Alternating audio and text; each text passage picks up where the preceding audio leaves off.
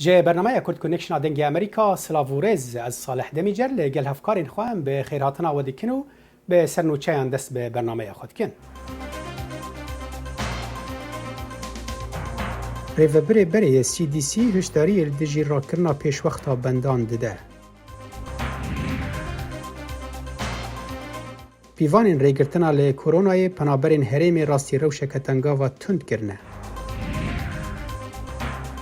لی سلیمانی کمیته یکتی ارگانیزه کرن جبو ناناوندی بونا هریم کردستانی.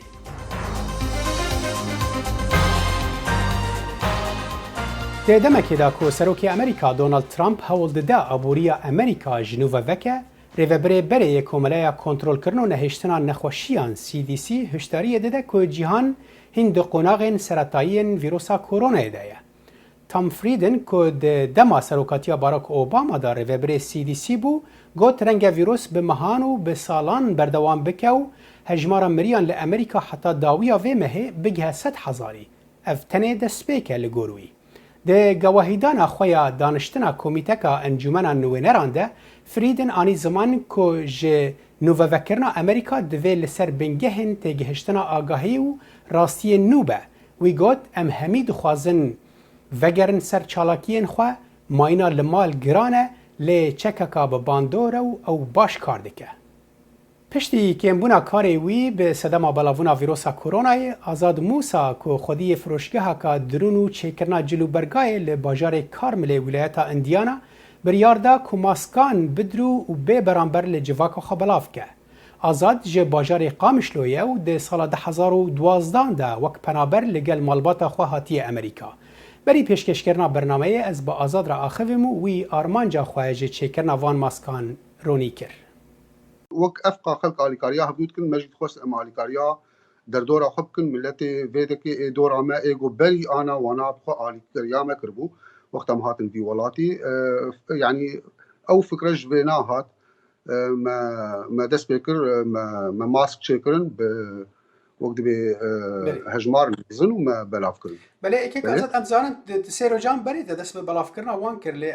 تشکینگی دا دست به چیکرنا وان کریش بر از باورم تب صدان ده دورا پیش است ماسک چیکر تشکینگی دا دست بکر راست كاك صالح ما دس بكر وقتها جو ام سكنين بري دردورا بينج اينا يعني تكار بيج مهك و چند روجا ما دس بكر جوي چاغيده ما حاضر كرن ما بري حرتشتي ما او جاو ما پیدا كر ما لاستيك تشتي گوج ماسكار تي نخستن ما پیدا كر جبرگ اوجي پیدا بونا وانا نه حساني زحمتي تد هيج برجو انا كا حرتشت كيم بوي ايجو جوا تشتي يعني ولور لازم دبن كيم بون براستي کس آلیکاریه تدوی درباره دیگه تنی خوی بري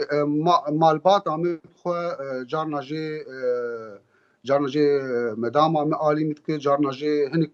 هفال دوست هنا او جوك فالنتيرن آلیکاریت کن ده برباریدو از يعني دمي حريم زنده از بخوا وانا چیت کن ما بس تمش آلی دارایی و جاری پریان و یعنی کس آلیکاریت که خو بخش هنه یا تنی خو دیگه برکو گرانه ثانی افقاس جاوت پیدا کی هنکی گرانه راست گرانه و بهانجی و دم که يعني نخوش ده انا وی کاریت کن لی براستی آلیکاریا پرا دسپیک کسی آلیکاری نتکر لی وقتا گو ما افتشتایا خلکی بهیست و دیتن ایگو دهاتن ماسک دبرن وانا خوشی دخواستن گو پچکی پشدار بن بوی پروژه دگوتن ام خوازن پچکی آلیکاریت کن جبو گوت بردوام بکن کیف وانا پردهات کیک آزاد امتزان تو وک مگوچی یعنی تو وک پنابر سوریه هاتیه چقاس گرینگه جبوته که ولات کی پیشوازی تکر وکو پنابر ایروت وکو سپاسداری جرات وی کاری بکی یعنی او یک جواریه ام بشه مورالی و چقاس گرینگه جبوته گل کی گرینگ جبرگو دبرد کلچر آمد که کرد ام فیر بونه گو مالا گو مرو در باس به و آلیکاری مرو بکر دی مرو وی قنجیه بگرینه ولات جیوک مالا نبراستی وقت ام هاتن فی ولاتی آلیکاری مرکز دست خدا ما دم كده ام قلكي بحاجتها وي آلیکاری بون جبرگو تشتن لبامه ام متخستن وتنبون ام هاتن فيدك او تشتانا بدسمكتن دان ما في ولاتي ام حواندن جبر فيك ما تخص امجي دروكي ولده جوالات بحاجة به وملت بحاجة مروج قاربه بجدار به بالكاريا وانا وك افقى ملت وك حركس دكاري خودي يعني تختور لنا خوشخانه الكاريه دفي دمده روجنا مافان حركس كار يعني دفي دمده كاركي بك جو اوجي يعني بدخو يعني كرن جو او كاري الي في ولاتي وملتي هنا بك باشه یعنی چکرنا ماسکان بخوا یعنی کاری درنی راست حسانه لی ماسک بخوا تشتکی او که مکبیجن فرمی کی خوی تایبت هیا جالیه تندرستی و دبه تشتکی ام ببیجن هنکی پاراستی به ونوان پیوانان چاول دنا برچاوان یعنی دمات چیتی راست ام فان بيفان دن برچعوا ميدان برچعوا بري جو موانا تشيكن قالك ستايلي وانا هنا وانواع جبرتلا او جاو هنا انواع نقولوا يعني دفيق اوبن نابن تحر جاوي تشيكن يكجي مقاسات وانا هنا بيفان وانا اي لاستيكا اي كذا جناحيا كده اب ماسك جو ام تشيكن براستي نأو ماسكي اي حري وقت بي اي طبينه اي نخوش خاناني ايجو تختور دا عمليات جراحي دي استعمال دكنا وتشتغلوا لي بس افجي باراستنكج بو ملت قافاني زيكي هفدوب افجي يعني تشتك جو بدسم روكب جو هبه تشيتر جو تنب يعني اوجي باشن پنابرین لهرمی راستی روشک تنگاوا تند بونه به صدما بندین ریگرتنا لبلاونا ویروسا کرونا ای که ده انجام دا پنابران کارین خوش دستانه هنک جوان به جهمانه و هنک جی نکارن کریا خوب بدن. بربەستەکانی گیراونەتە بەر بۆ ڕێگەگرتن لە بڵاوبوونەوەی ڤایرۆسی کۆرۆنا لە ڕۆژهەڵاتی ناوەڕاستدا کاریگەری خراپی لەسەر ئاوارەکان هەیە کە لە وڵاتانەدا دەژین تا ئەو ڕادەیەی بەهۆی نەبوونیەوە ژەمی خواردنیان کەم کردوتەوە. لە لێکۆڵینەوەکانمان و هەروەها کارەکانی ڕۆژانەمان لەگەڵ ئاوارەکانی ڕۆژهەڵاتی ناوەڕاستدا بە تایبەتی ئوردن و عێراق و لوبنان هەر لە سەرەتاوە کاریگەری ڕاستەوخۆی ئەو بربەستانەمان بەدی کرد. بۆ نمونە لە ئوردن پەنابەرەکان سەرچاوی بژێوی ژیانیان لەدەستداوە ئەوەی بەر لە بربەستەکان هەیان بووە هێندێکیان ئیشیان هەبوو ژمارەیەکیان کاریان نەکرد و ئێستا کارەکانیان لەدەستداوە ئەوەش بە شێوەیەکی ڕاستەوخۆ کاری کردوتە سەر شێوەی ژیانیان بەمانای خواردنی کەمتر ئەخۆن ژەمەکانی خواردنیان کەم کردوتەوە ناتوانن پارەی کرێ بدەن کەمتر شتومەکی پاک و خاوێنی ئەکڕن. بە بەرچاوگرتنی ئەو ڕەوشە دژواری کە ئاوارەکان لەم کاتانەدا تیا دەژین ڕەنگە مەترسی بڵاوبوونەوەی ڤایرۆسی کۆرۆنا زیاد بکات.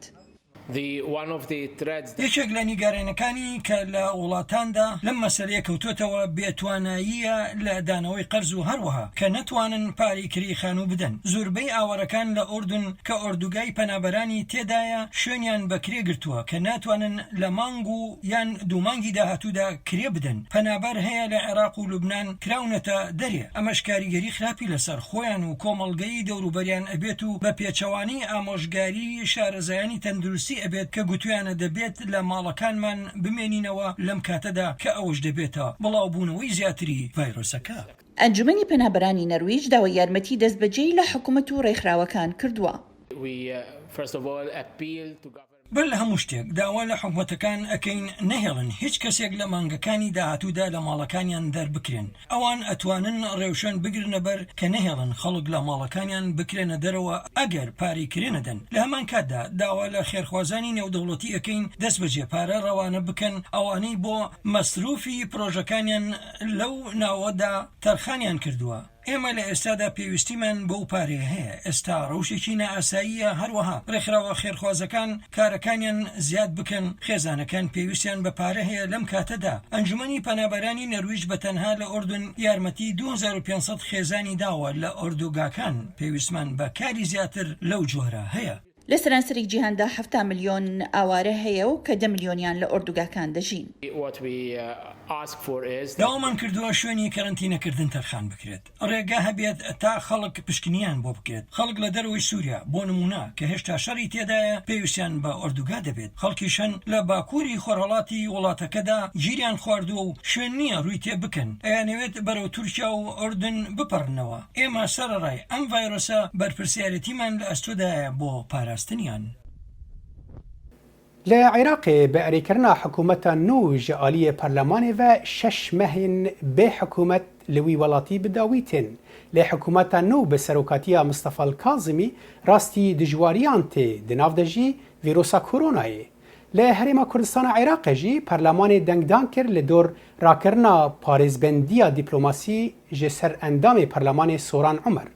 اندام برلمان عراقي سركوت شمس الدين بزحمتين لپیش حکومت نویا عراق برسوا پرسن هفکاری من داخلی شموده ده. کازمی وەکو خۆی ڕەنگە پلانێکی باشی هەبێ و دڵسۆزیشی هەبێ بۆی بتوانێت بیەوێ کێشەکانی عراق حەلکە بەڵام لەبەرەوەی ئەو پرۆسەی پێی هەڵبژێردراوە و پێیا تێپەڕیوە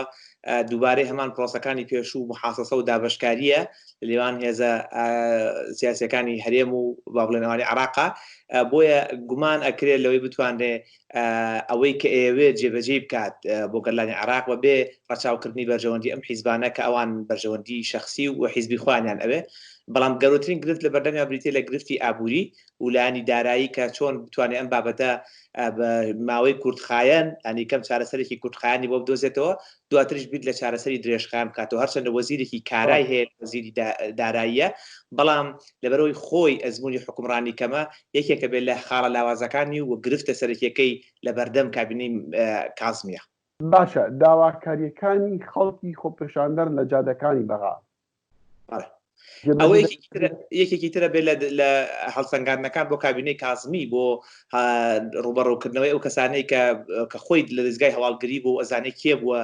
هۆکاری کوشتنی ئەو خۆپشاندەرانە یەکێکی ترە بێت لە مەحەک ئەمان تا ڕادەیەک بۆ عەبدولمەهدیش هەمان بابەت بوو ئەوە چارەنووسی عەبدولمەهدی یەکلایی کردەوە بەڵام وەکو حاڵەتی یەک دوو مانگی داهاتوو دوو سێ مانگی داهاتوو عراق کێشەی ئەوەیە بێ کاشی نامێنێ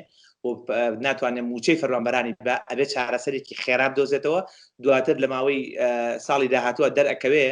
کە ئەمە ئەتوانێت ڕوبەڕووی من خۆم گومانم هەیە بتوانێت ڕوبەڕووی میلیشیاکان و بتوانێت هێزە حکومڕانەکانی عێراق و هەرێم بێتەوە چونکم ئەوان هەڵیان بژاردووە ئەوە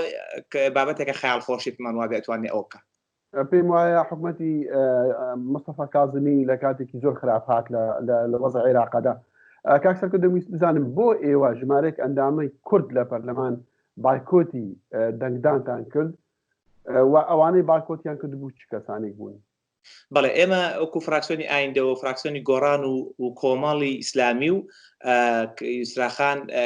پەرلەمانتارێکی سەربەخۆیە بایکۆتمان کرد هۆکاریەوەی کە بەشێک لەو هەوڕیانی ئێمە ئاگادارن کە کازمی جگەلەوەی کە گفتوگۆکانی لەگەڵ پارتی وەکێتی و هێزەکان ترا تەنها لەسەر پشکبشکێنە و دابشکردنی وەزارەت بووە واتە هەمان عملیەی پێشوو و هیچ بابەتێکی جددی بۆ نمونە ئەوانەی کێشەکانی هەرێمی کوردستان بابەتی نەود گەندەڵی ئەم بابەتانە بابەتی سەرەکی حکوومەتەکەی نەبووە و هیچ بەڵێنێکی کۆنکرێتیمان لێوەرنەگرت کە ڕوئیای چییە چۆن ئەم کێشانە چارەسەرەکات لە ماوەی کورتخایەنە و چۆن ڕوبەڕووی گەندەڵیە بێتەوە لە تەواوی عێراقا بۆیە ئێمە ناتوانین لە سیاسەتە کاک دەخیل خێر و خێرات و سەدەقەکردن نییە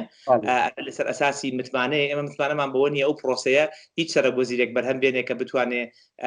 ئاواتەکانی هاوڵاتیانی هەرێمی کوردستان و عراقیش بێنتە دی پارتی وەکێتیش بۆ وەرگرتنی وەزارەت دیارە سەرکەوتوو بوون لەوەی کە دەنگی پێبن بەڵام بۆ هیچ پشکێکی هەرێمی کوردستان یان هەر مافێکی هەرێمی کوردستان کە هەبێت نەیانتوانی هیچ بەڵێنێکی کۆنکرێتی لێوەربگرن و ئەوان بەرپرسیارن لە بەرامبەر حکوومەتە. کاک سەرکرد مادەم باسی هەرێمی کوردستانی عێراق کرد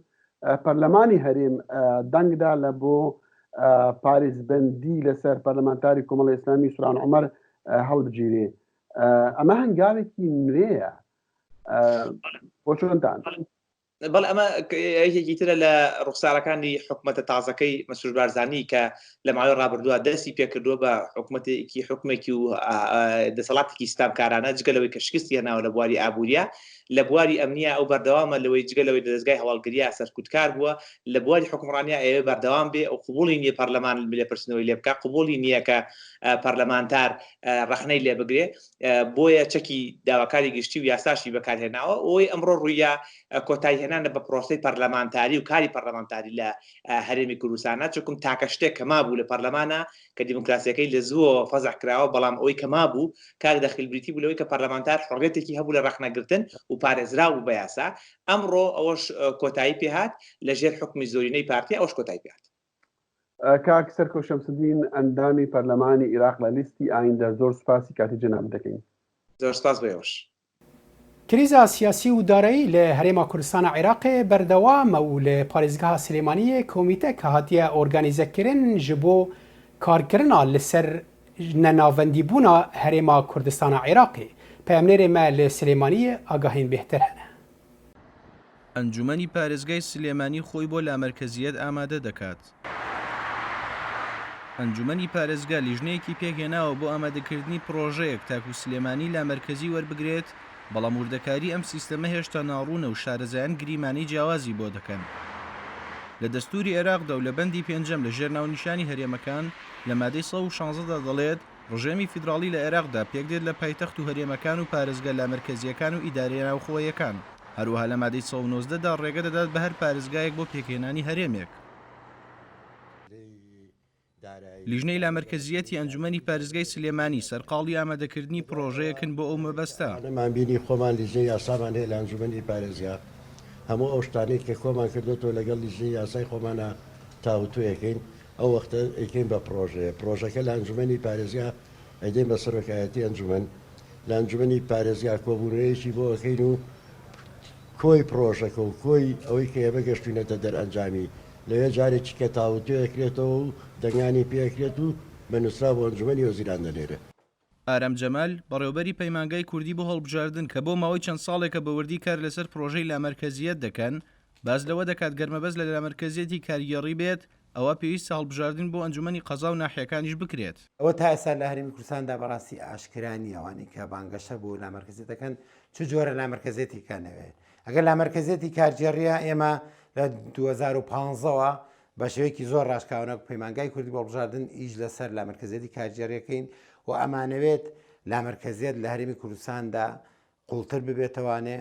و نەک تەنانەت هەڵبژاردن بۆ ئەنجومەنی پارێزگاکان بکرێ، بەڵکو هەڵبژاردن بۆ ئەنجومەنی قەزاکان، بۆ ئەنجومەنی ناحەکان کە ئەمە بە یاسا دەستەبەرکراوە. ئارام جەمال کە پێی وایە هەرێمی کوردستان بە تەواوی ئامادە نیە و کەم و کوڕی زۆر هەیە تاکو بتوانێت سیستەمی لامەرکەزیەت جێبەجێ بکرێت، باز لەوە دەکات گەرمەبەست لە لامەرکەزیەتی سیاسی بێت، ئەوە پارێزگای سلێمانی ئەبێتە هەرێمێکی سەربەخۆ. بە پێی یاسایی پێگەنانی هەرێمەکان ئەتوانێت وە دەستوری عێراقیش پشتگیری لەو هەنگاوەکات بەوەی کە ببێ بە هەرێمێک ئەو ساکە بوو بە هەرێمێک ئەو کاتە پەرلەمانی خۆیە بێ، دەسەڵاتی جێبەجێکردنی خۆی بێ، قەزای خۆی بێ و بڕێک لە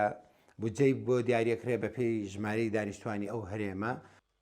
لەگەڵ ئەو پشتگیری بۆ چەسواندنی لامەرکەزیەت هەیە لە پارێزگای سلێمانی لەلایەن زۆرێکی شەو ڕوبەڕووی ڕەخنە دەبێتەوە. مینە سامی ئەندامی ئەنجومەنی پارێزگای سلێمانی لە فراکسیۆنی پارتی ڕایگەیاند پێویستە ئەم پرسە لە پەرلەمانەوە کاری بۆ بکرێت نەک لە ئەنجومەنی پارێزگاکان. ڕێباز مەجید، دەنگی ئەمریکا، سلێمانی. هەر دەربارەی کریزا هەرێما کوردستانێدا شارەزاد دەبێژن هەرچەندی هەوڵدان ji aliyê herdû partiyên sereke de hene ji bo kêmkirina nakokiyên di navbera wan de hin nîşan hene ku herêm ber bi sîstema nenavendîbûnê biçe. Şîrevekarê siyasî Serdar Ezîz ku li Irlanda dimîne li gel hevkarê min Belên Salih behsa vê mijarê dike. دکتۆر سەردار لە نێوەندی قەیرانی ئابووری لە نێوەندی بڵاوبوونەوەی پەتایی ڤایرۆسی کۆرۆنادا ناکۆچە سیاسیەکان لە هەرێمی کوردستاندا هەروە دێ و زیاتر قوڵ دەبنەوە بەکوێ دەگات؟ قەیرانی هەرێم قوڵتر بووە ئێستا لە جاران چونکە هەم سیستەمی سیاسی هەرێم هەم سیستەمی ئابووری هەرێم هەم لە ڕووی کۆمەڵایەتی و پەیوەندی حکوومەت و هەرێم هەمووی لە قەیراندایە. ئەگەر جاران لە ڕووی ئابووریەوە حکوومەتی هەرێم ئەیتوانی خەڵک دابمەدرێنێت یان کار بۆ خەڵک دەزێتەوە، ئەوە لە چەندین ئاستا گەشتۆ دەبن بەس لەوەی کە قەیران لە نەوتا هەیە، قەیران لە ئەوە هەیە کە حکوومەت ناتوانێت خەڵکی دابمەدرێنێ هەم چونکە نە پێویستی پێیەتی نە جێگای هەیە نە دەتوانێت بیان خاتە سەرکارەوە ناتوانیوێت چی کەرتی تایبەت یا بواری تر کاتەوە بۆ ئابووری بۆەوەی کار دابینکە بۆ خەڵکیانی هەتا ئێستا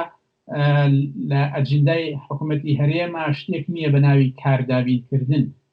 ئەمە بۆی قەیرانێکە هەموو ئەمانە وای کردووە چونکە قەیران چارەسەر ناکرێت قەیرانی تری لێ بێتەوە کاتێک تۆ نەتوانی قەیرانەکە چارەسەرکەی بەوەی کە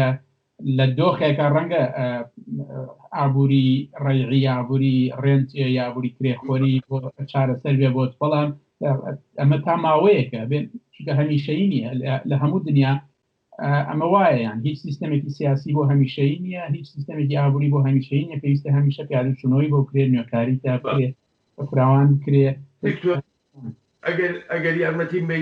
بەڕای جەنابە ئێستا ئەم ناکۆچی سیاسیانی کە لە ناو هەرێمی کوردستانی عێراقدا هەیە ئەڕوا بەرەو ئەوەی کە بڵێن جارێکی تر ئەزمموی دوو ئیدارەی لە هەرێمەکەدا دووبارە بێتەوە ئەوەی کە ئێستا بە لا مەرکەزی پارێزگاکان ناودێری دەکەن من بڕواناکەم ئەو دوو ئیداریەی کە هەبوو جارێکی تر دووبارە بێتەوە چونکە بەرژەوەندی ئابووری گەورە هەیە لە نێوان هێزە سیاسیەکانە کە ئەیانەوێت درێژەی پێبدەن پەری پێبدەن و لە ئەو پێکهاتەی هێزە سیاسەکان وەکو جارانیە وە کۆمەڵگای کوردیش ئامادە نییە بۆ ئەوە هەموو ئەمانە واکات ئەم یاریەی کە هەیە تەنها لە ئاستێکدا بمێنێتەوە نەچێتە ئەوەی کە پەرتبوون دروست بێت ڕەنگە بەڵە جۆرێک لە لامەرکەزی بڕۆین بەڵام ئەوەی تا ئێستش ئەوترێت من تا ئێستا ڕوانگەیەک و دنیابینیەکی ڕوونم نەبینیوە کە ئایا ئەمە چێ مەبەستە لێی چونکە لامەرکەزی بە مانای پەرتبوون نایە بە مانای جیابوونەوە نایە بەڵکو جۆرێکە لە باشترکردن و نزیکردنەوەی حکوومەت لە خەڵکی و بەڕێوەبردننی ئەمە لە شەستەکانەوە بانکی نێودەوڵەتی بانگەشی بۆکە وەکو شێوازێک بۆ کەمکردنەوەی خەرجی بۆ نزیکردنەوەی حکوومەت لە خەڵک بۆ باشتر بەڕێوەچوونی کاروباری خەڵک یا لە ڕووی داراییەوە لە ڕووی ئیداریەوە وەتایش نییە ئایا ئەمە تەنیا خیتابێکی سیاسیە یا مەبەست لێ ئەوەیە کە ئیدارەیەکی باشتر بێتە ئاراوە حکومدارێکی باشتر بێتە ئاراوە ئابووری بە باشتر بەڕێوە بچێن تا ئێستێمە بەرچاوڕوونیەکمان نییە جگە لەوەی کەم ئەو هەرایە بەداخۆ لە دنیای کوردیە زۆر سەرێکرێ بەڵام هێشتا ڕوون نییە یان هێشتا نازانین ڕاستی ئایا بەرنامەیە استراتیژی بەڵام پرسیارەکە یانیمانەکە بە دوا پرسیارم لەوەدا ئایا نەوەی نوێی بارزانیەکان وەنەوەی نوێی تاالبانیەکان لە تێگەشتێکی ئەوەندە گەوریان هەیە بۆ ئەم مەسەلەی هاوسەنگیە یا خۆڕ ڕکابەریەکە زیاتر قوڵەکانەوە لە بینی خۆیاندا هەردووکیان لە سەرەتای دەستپێکردنی قۆناغی حکومداریان بە دوای ئەوە ئەگەڕێن کە چۆن خۆیان نمایشکن و چۆن پێگەی خۆیان دەرخن و لە دۆخێکان بە دوای ئەوە ئەگەڕێن چۆن جۆرێک لە پەیوەندی دروستکەن ئێستا ئەم پەیوەندیەی هەیە لە گرژیدایە بەڵام من وا هەست دەکەم کۆمەڵێک بنەما هەیە کە لە ئەنجامە نەوە نوێەکەی ئەم دوو بنەماڵەیە لە ئەنجاماگەنە ئەو ڕێکەوتنەی کە درێژە بدەن بەو شێوازەی کە هەبوو شێوازی ئاسانیە دکتۆر سەردار زۆر سپاس دەکەم بۆ تێبینی سەرنجەکانت خۆشحاڵ بووم. ڤیرۆسا کۆرۆنایê bandoreke rast daye ser temamiya jiyana xelkê ku êdî nikarin wek berê nêzîkî hev bibin û serdana hev jî bikin. Aliyê ayînî jî yek ji wan aliyan e ku bandora kۆronayê lê diyar e. لە مانگی پیرۆزی ڕەمەزاندا پێدەچێت پاراستنی مەودای کۆمەڵایەتی بۆ خەڵکی ئیماندار لە ئێران قورس بێت. یەکێک لەو ڕێکارانەی خەڵکی ئێران لەم ڕۆژانەدا گرتوێتیانە بەر بۆ ئەنجامدانی بەشێک لە عیبادەت و مەراسیمی ئاینی درایڤ مزگەوتە، جۆرێک لە شێوازی درایڤ تەئەتری کۆنی ڕۆژئاوایی کە تێیدا شاشەیەکی گەورە بۆ نمایشتان لە شوێنێکی گەورە و کراوەدا دەنرا و خەڵکیش لەو شوێنە و لە ناو سەیارەکەی خۆی سەیری فیلمەکەیان دەکرد. ئەمە بیرۆکەیەکی زۆر داهێنەرانەیە لە ڕێگا کە داهاتین لە خەیاڵی خۆمدا دەمگوت وتاری ئاینی دەبێت بە چ شێوەیەک بێت کاتێک کە هاتم بینین بەڕاستی کارێکی جوان بوو خۆم بە تایبەتی زۆر چێژم لێ وەرگرت کچەکەشم سپاس بۆ خوددا دوێنێ شەو کە لەگەڵمان هاتبوو زۆری پێخۆش بوو لەگەڵمان بێت و ئەم شەو پێش من خۆی ئامادەکرد بۆ هاتن بۆ ئێرە. ئەم شێوەیە لە عیبادەتی شەوانە بە شێوەیەک جێگرەوەی نوێژی شەوانی ڕەمەزانە لە ناو مزگەوتەکاندا کە بەهۆی بڵاوبوونەوەی ڤایرۆسی کۆرۆناوە لە ئیستادا داخراون. ئەم شوێنە لە پارکی گەورەی ئێرەما لە ڕۆژئاوای شاری تاران.